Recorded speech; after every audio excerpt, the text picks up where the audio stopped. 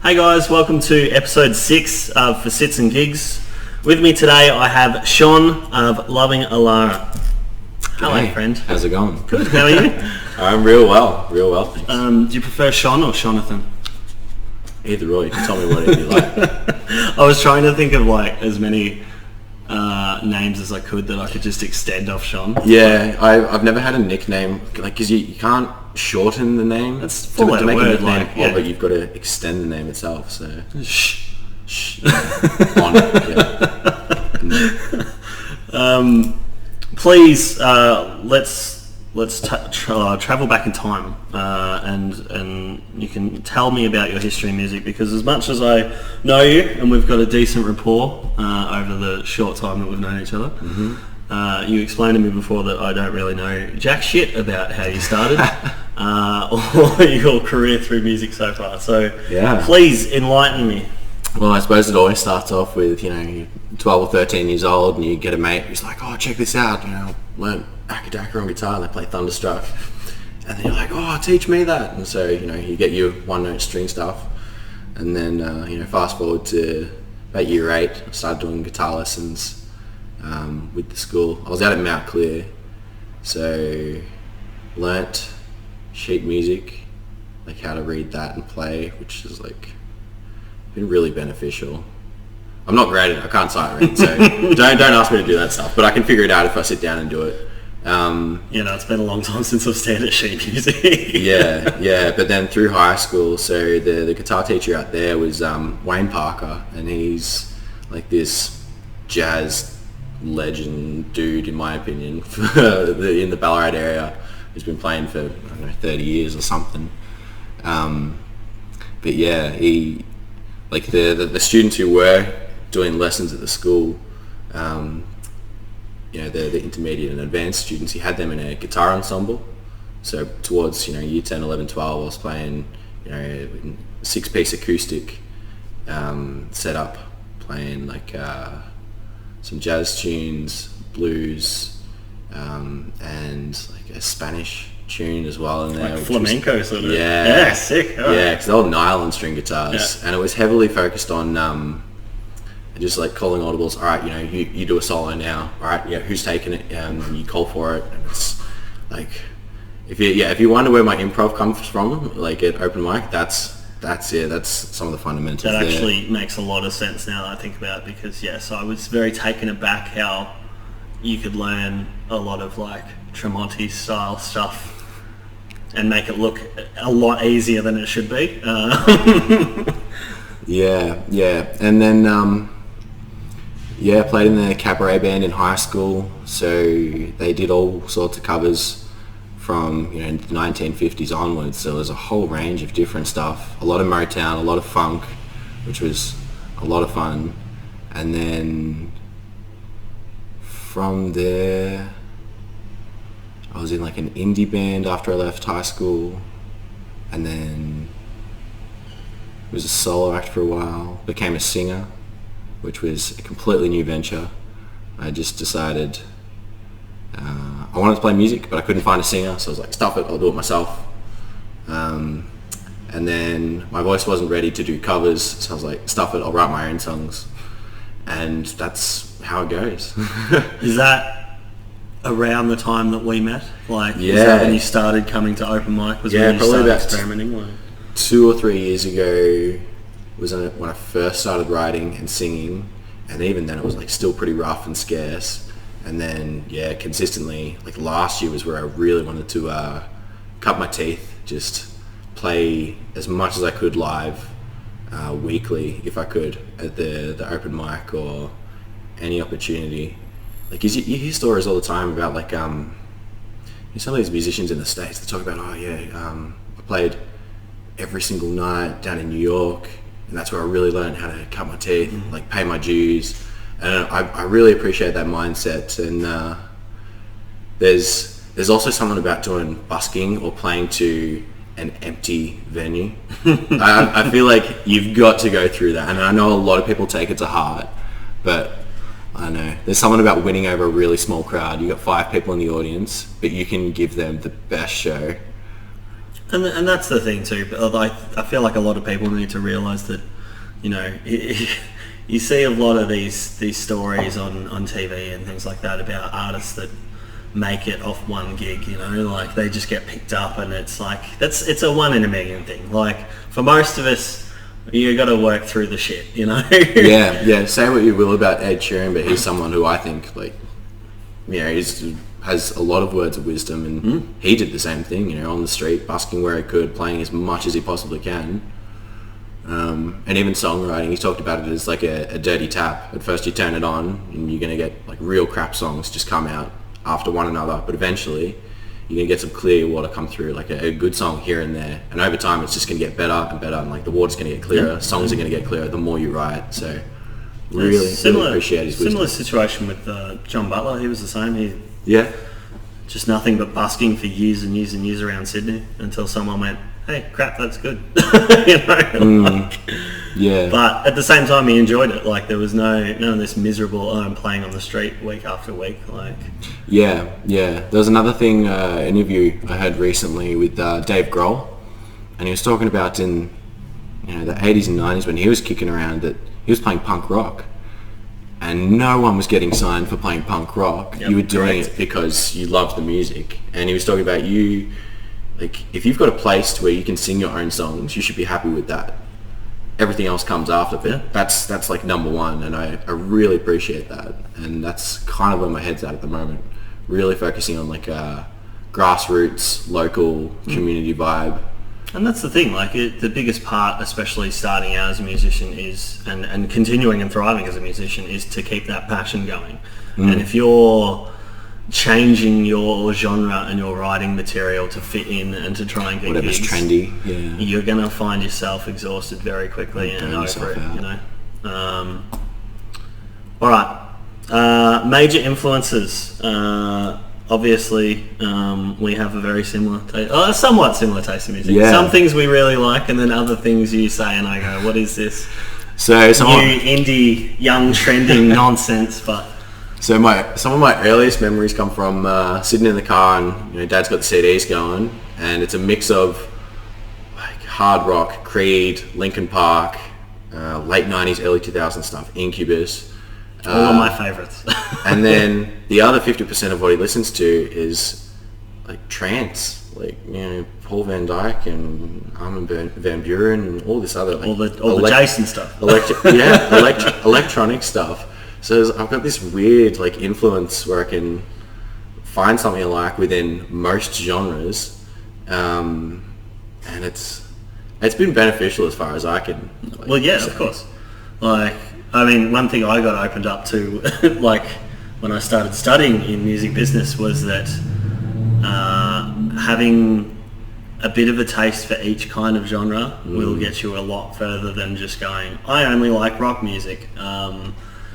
You can't be that kind of person if you want to plant yourself in the music industry and in the local scene. So yes, I have a respect for most genres, and you've opened me up to a few newer things now. Like was it 1975? You got me into them. I don't mind them. But in saying that, I will still steer clear of country music. I want no part in it.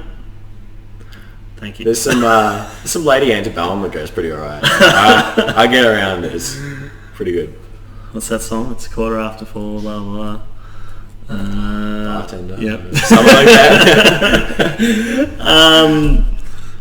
Next up, we'll move into more current things. You started teaching guitar at Soundcheck Studios with Zara. Yes, I did. So the setup there is real cool, real community vibes. I feel like it's another one of those things, like developing the community, especially like the younger artists.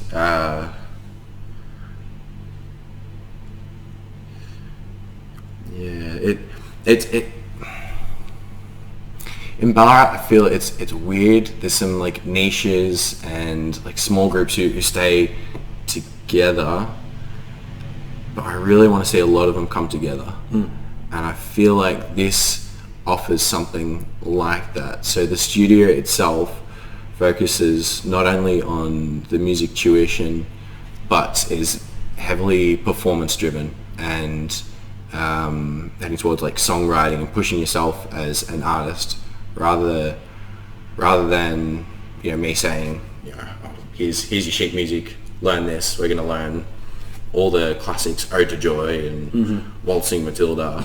It's like, no, like, well, I'm going to teach you like exactly what the direction you want to go and like prepare you as much as I can. And my philosophy as far as teaching goes is, spoilers, like I'm a primary school teacher now, almost qualified, as in 2 days once this is out. So,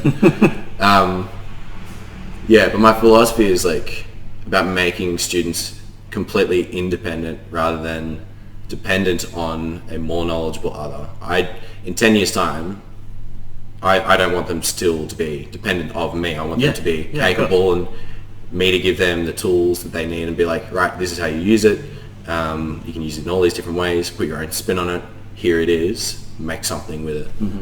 Yeah, I've definitely, the way that Zara sort of explained the concept to me when she was first getting the studio started, it was very reminiscent of where I studied in Geelong at Oxygen, where it's they do sort of like the business degree, the artist development degree, the engineering degree, the arts degree, but in this hub, this college, everyone interacts with everyone else. So there's a pathway for every single person to work with another part of the industry that they're going to be working with if they choose to continue with it after school anyway. So I got that same sort of vibe the way Zara sort of explained that, the singing students will get to muck around with the guitar students and the ones on keys, and they'll get to do programs together, and I thought that was absolutely fantastic. Like, obviously, if we can support young musicians in our community, 100%, yes, do it. But at the same time, it's also the whole venture is run by younger people as well. Like, which I think is fantastic. Like, new blood, I'm all about it.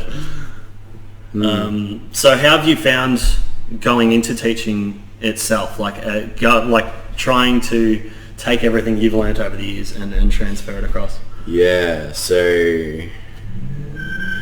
I did lessons for 4 and a bit years out at Mount Clear with a bloke who'd been playing guitar for 30 plus years, and like he'd drop all sorts of wisdom and guitar and even life stuff here and there, and now I've got some of these younger students, and they're the exact same age I was when they started, 13, 14. And it's like, I've got all this information, but I can't bombard you and tell you everything at once. Like, where do I interject and, drop this, be like, if you do this with the guitar, or, make a connection. Yeah, it's real interesting doing that sort of thing. You should sort of transfer like what you're doing, where you go, I'm going to teach guitar like today, and then tomorrow I'm going to put on like a Jedi robe and teach wisdom for an hour, like, just integrate it into your coursework. Yeah. It's I really like, there's light bulb moments. I had so many music where it's like, in teaching they call it chunking, and essentially it's like you gather information. Imagine there's droplets of water on the table, and it's like you've got this puddle and you keep dropping stuff into it. So that's your music theory, and it keeps getting bigger and bigger and bigger. Then you got another one over here that's like your actual playing.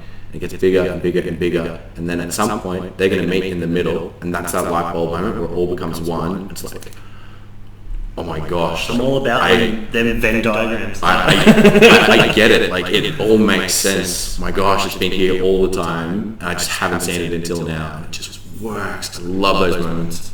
Oh yeah, especially seeing it from the outside perspective too is fantastic. Like, all right, now we'll move on to the band. Loving Elara. How did it begin? Loving Elara. So I'd done the solo acting for a while, and I'd trenched a handful of songs through the trenches in my open mic and brief busking experience, and be like, all right, yeah, get rid of those ones. These ones, yeah, they're not too bad. So I played with a couple of different musicians and saw where the vibe was going. I was like, yeah. Like I really had someone specific in mind as far as like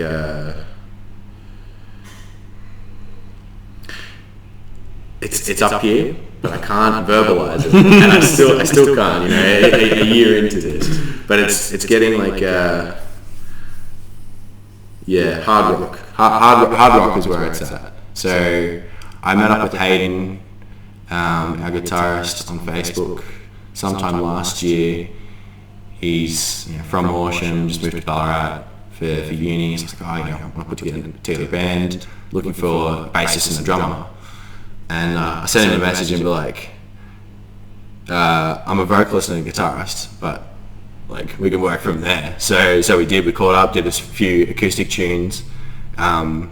His playing experience has been like real brief, like time-wise, but he's like a sponge. He just picks it up so quickly, and he's songwriting like so early into his like music years. So I think he's been doing this now for 3, maybe 4 years.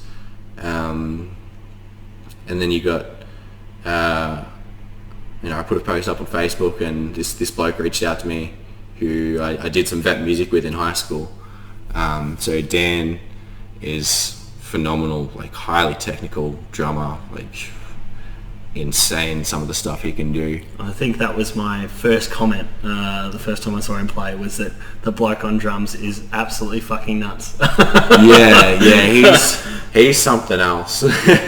He's very hardworking and driven. So music like is his life, and I love passionate people. So like he's good to be around. So yeah, he sent us a message being like, yep, play drums, send us through some demos, and we'll see what we can do. So we started playing with him, and then he's like, my brother Matt, he plays bass as well, he can jump in. So like, all right, works out. So this is towards the very end of last year.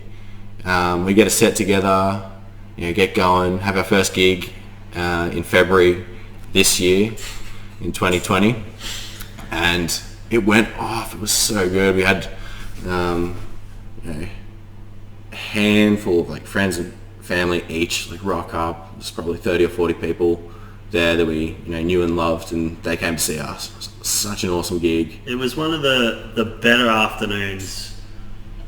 It's probably one of the fondest memories I have of this year, actually, to be fair. I think it wasn't the last sort of big thing I did, but like we talk about that day constantly, how much fun we had, how good the music was on the day, not just you guys, but the follow-up bands as well. Like it was, we loved it. Yeah, it was probably the last time I've gone through like a pre-gig ritual as well, where it's like, I'm still yet to figure mine out, just, do a couple star jumps or just like psych yourself up beforehand, and I don't know, I'm still yet to figure that out, but... This was also the intro into your comedic career, I believe. Yeah, so I had a few people like lecture at uni be like, oh, you should do stand-up, because I think they had other people they knew involved in it. And I was like, oh, I really shouldn't. And I've already got too many hobbies. But in between my set list, I'll have like a dot point of things I want to talk about, and I'll have a couple funny things that I think will go pretty well. 9 times out of 10 they don't, and it's for my own amusement, and I'm just up there like a dork talking in between songs while tuning. But if I need a script, otherwise I could end up saying anything. I think more than anything it just shows guts, because like hard enough to get up on stage and play music, your own music for that sense, and try and make everyone happy, but to also try and crack jokes in between is, I mean, it's impressive. Like, even if they fail, it shows how much guts you've got, I think. I think there was a point as well at that open mic experience where, like I was appreciating and focusing like more on that than I was performing the songs, because the songs, like, yeah, I can perform at home. I've done it a million times, but then talking between sets, if I'm playing at the same open mic, like, I want to mix it up and try and do some improv here and there. Bloody hell. So if I'm talking, I can't think about what I'm going to say next, especially not while tuning. So that's something I really struggled with. And even singing and playing guitar and then trying to stay in time, that's too much to focus on. I struggle with that. And there's a lot of practice, let alone trying to improvise and interact with the audience. But the moments that I can get it, it's like, yes. And that was the whole, I mean, that was the whole thing, the whole real point of the open mics and running it anyway, was that, you know, the best way I always described it was it's that middle point, it's that next step between playing in a shed and actually playing a booked gig, you know. It encompasses and lets you experience everything there is to do about playing on a stage. It's facing a crowd, it's filling in that time between songs. Not a lot of people think about it until they're up there and go, and here's the next song, you know, like, it's the lighting, it's getting your audio right, you know, there's so much to it. You can't just jam in your shed and then go, all right, we're going to play our first gig. Like, I think it's a very much, that next step and that necessity between. Even now, as restrictions tend to go back a bit, like jamming with the boys in Loving Elara, I've been hyping up the songs in between, you know, pretending we are a venue at whatever street we're rehearsing at. But I think it's come much easier now that we're starting to write songs where it's, Hayden, I don't want to play guitar. It's like, I want to practice my vocals. Just let me figure out what to do with my hands. Like, I'll just stand here with just picturing you guys at the end of each set, and you just go like, thank you, Eureka Street.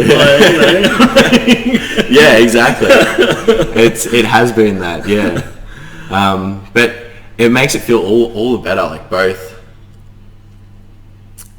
I reckon in rehearsal, it's brought out a better performance from me, and like, if I can say the other guys as well, like, it just feels so much more natural than, all right, what song are we doing next? Okay, let's do this. No, it's like, this next song is called, you know. Our guitarist is a mute and he wears a bucket hat, and he the only time he talks is when he sings. We're still figuring out like a weird canon, like what's the lore behind our band. Okay, all right. So you're just gonna have your own story, like the Gorillas or something. You know?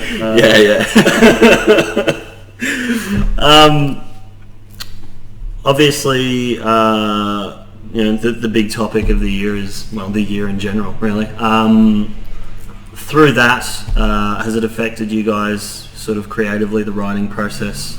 Obviously, being a four-piece band, it's probably been quite difficult. But so it's taken this year for me to realise that music has always been a social outlet for me. Whether it was, you know, one-on-one in a guitar lesson or within a group environment, you know, with that improvisation, it's like, all right, let me show off for a little bit to my mates, you know, make them crack up or laugh. Even in the cabaret band, you know, you dance along while you're doing your groove or whatever. So it's been a social outlet for sure, throughout my music life. Even, you know, going to the open mic, chatting to people, asking for feedback. I'm all about like just trying to improve, but like without that social interaction, it's like, and even when I'm at home, it's, I don't practice that often. I'll admit that. I'll be the first to admit. It's like, I know my songs. I've listened to them.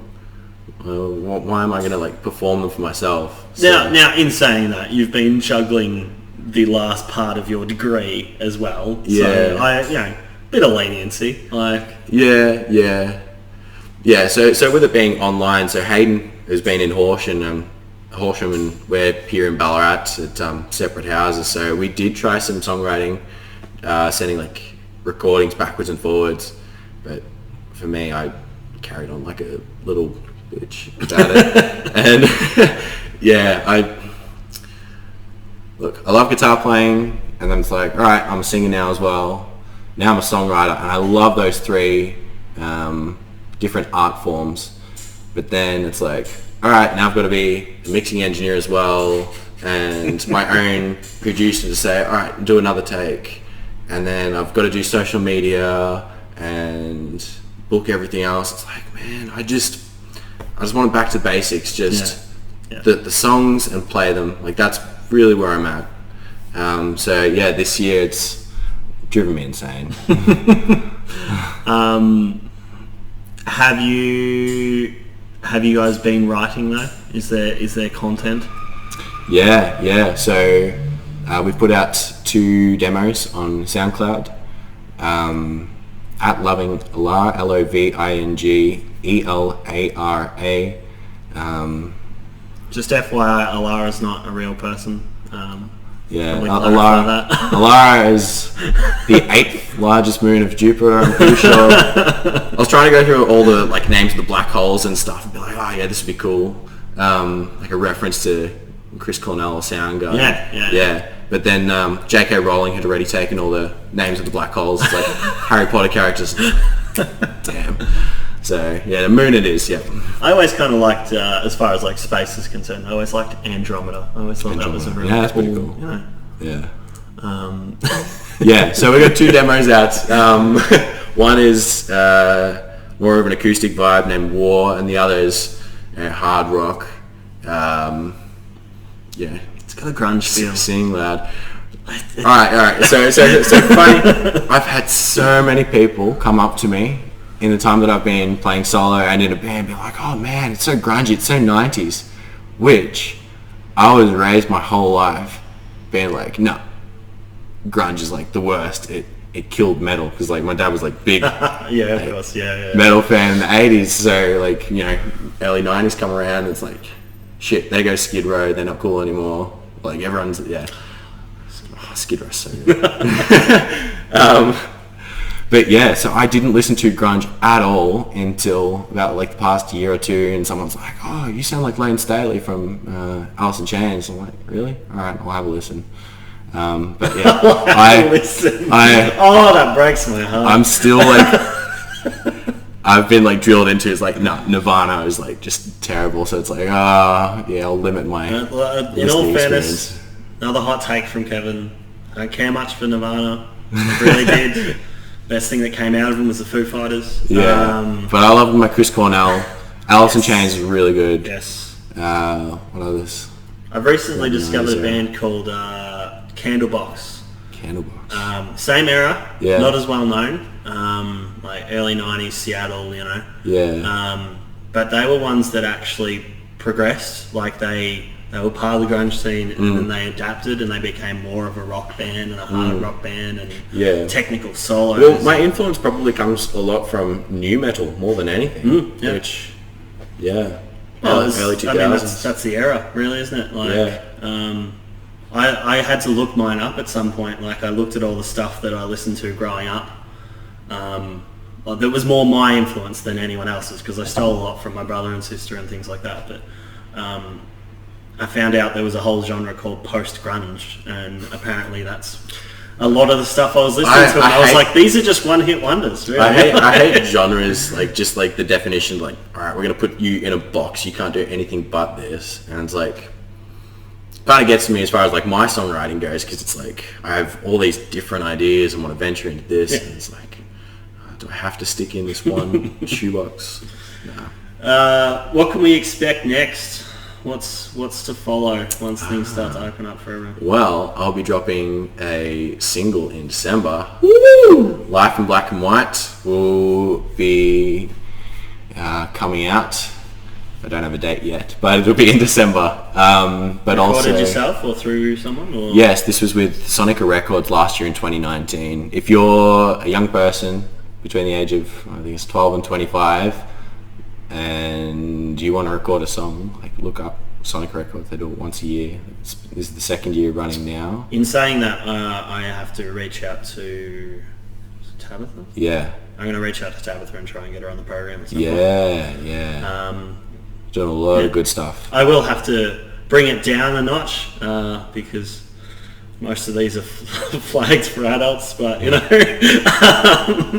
I'm sure I can do a kid-friendly episode. It's fine. Yeah. But well, I've got my band involved in that as well. And spoilers again, we're booked in for the studio this December as well. Yes. And we'll be recording a song.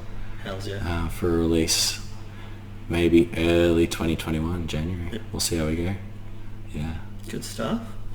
To wrap it all up, same question I ask everyone. What do you think is the biggest thing you'll take from this year and this whole experience?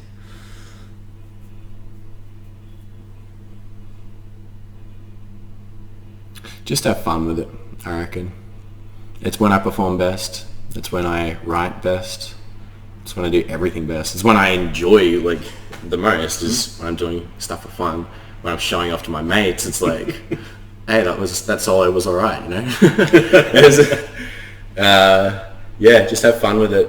And I think, it's been pretty limited this year as far as the fun, because I'm very social when it comes to music, so I can't show off to myself very much.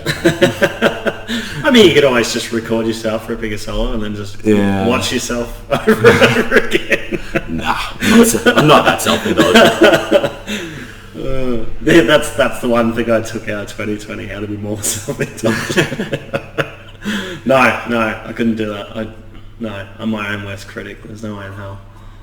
But I think that's most musos in general. Yeah. Also, like, recording from home, I was doing like 30 takes on a vocal track on just like one chorus. It was driving me nuts. Mm-hmm. And I came back to it the next day and I was like, no, I'm feeling it now. I'm going to do 3 takes. No more, no less.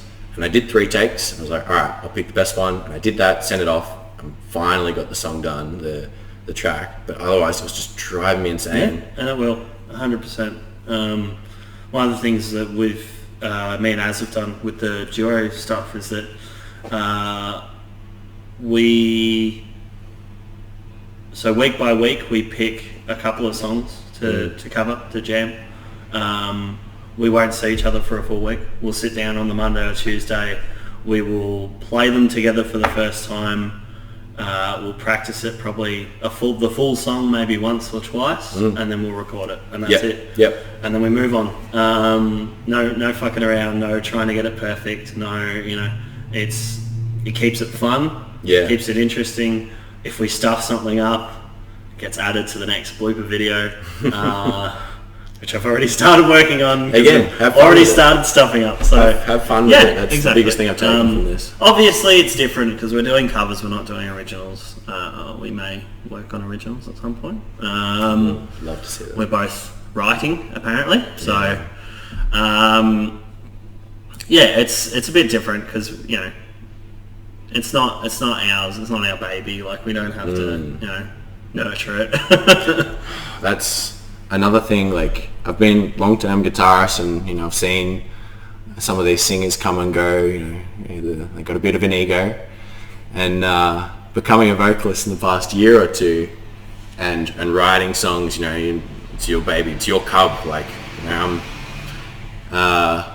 can feel it. It's like feeding into my brain. It's like, what is this like ego taking a hold of me? Like, I know I've got to like keep it under check, but it's good for the stage. You definitely need it as like the front man. Yeah. 100%. But as far as like not being a dick to your bandmates, like, and that's the thing. It's been some good perspective being a guitarist before becoming a singer. So. This also goes back to the social aspect of music. Like, we had a discussion about this the other week when you swung around, and like, I think I tried to help ground you a bit there. Yeah. But that's what you need. Like, you need to talk to other people and go, am I acting? Am I acting like a dick? Am I being selfish? It's like, yeah, you are. Chill the fuck out. Like, you need those outside influences. I try to be down to earth about it and communicate. It's like, I'm feeling this. This is weird. Like, let me vent, and you'd be like, yeah, no, just take a chill pill. It's all good. Like, you're stressing over nothing. And it's like, Oh, thank you. Thanks, Kev.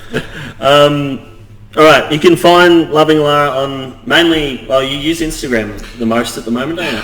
Yeah, Facebook. I've always had trouble with the pages on the app. So yeah, the more they update it, the more I hate it. Yeah, but Instagram's where we're at. Yeah, both SoundCloud.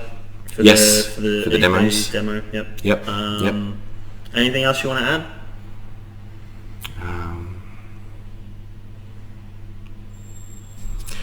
Be excellent to each other. Yay! He's still young enough to go into this. I like it. Thank you everyone for watching. We'll be back next week with... I don't know who we'll be with. I might have a special guest next week actually. I've been talking to a couple of secret people. So yeah, next week might be someone special. And then, as I said, I've got to try and get in contact with Tabitha and maybe do one with the youth as well. But now that things are starting to open up, there will be a few more announcements. To backpedal from the other week, hopefully my article that was written will actually be in the paper by now. I put up a post that there was an article. I'd done an article with the local Ballarat Times, and she said it'd be out, and it wasn't. So hopefully it's out by now. By the time this video comes out, if you can find it, snatch one up, save it. I'm sure it'll be fantastic. But yes, thank you for watching. See you soon.